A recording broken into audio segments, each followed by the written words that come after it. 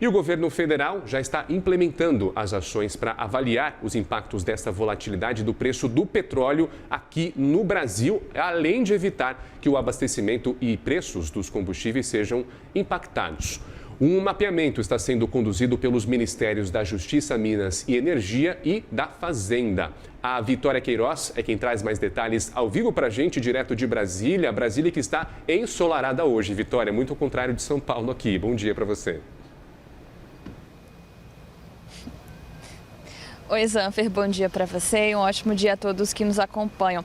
E nesse dia ensolarado, eu trago aqui a informação de que cada órgão que você mencionou tem conduzido de forma individual esse monitoramento da volatilidade do preço do petróleo no cenário internacional para evitar justamente que o Brasil e principalmente os consumidores brasileiros sejam impactados com essa volatilidade causada por esse conflito no Irã.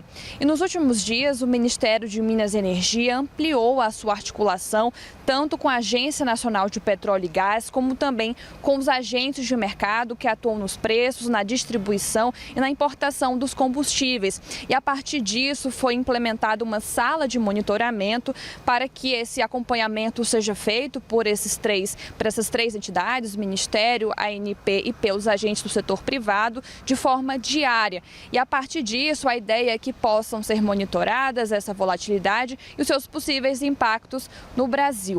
Tudo isso está sendo pensado diante desse volume, dessa instabilidade no preço do petróleo, e alguns sindicatos de 4 estados e do Distrito Federal já sinalizaram que os postos de combustíveis têm repassado essa volatilidade do preço do petróleo para os consumidores finais. Essa alta e esse repasse foi identificado em Minas Gerais, Rio Grande do Norte, Rio Grande do Sul, Bahia e aqui no Distrito Federal. E diante disso, o Ministério da Justiça, por sua vez, a partir da Senacom, que é a Secretaria Nacional do Consumidor, acionou o CAD pedindo que o órgão antitruste investigue essa alta nos preços dos combustíveis que poderia ter relação com a guerra que está acontecendo no Oriente Médio. A ideia dessa investigação por parte do CAD é verificar se as distribuidoras estão adotando práticas que possam prejudicar a livre concorrência de mercado. E aqui no Ministério da Fazenda, a posição do ministro Fernando Haddad é olhar para esse tema com cautela para evitar decisões precipitadas. Ele comparou essa situação no Oriente Médio com o que vimos no tarifaço. A ideia é que a equipe econômica elabore diferentes cenários e possivelmente também diferentes soluções que devem ser apresentadas ao presidente Lula, que no fim vai decidir se é o caso do governo federal adotar alguma medida em relação a esse tema.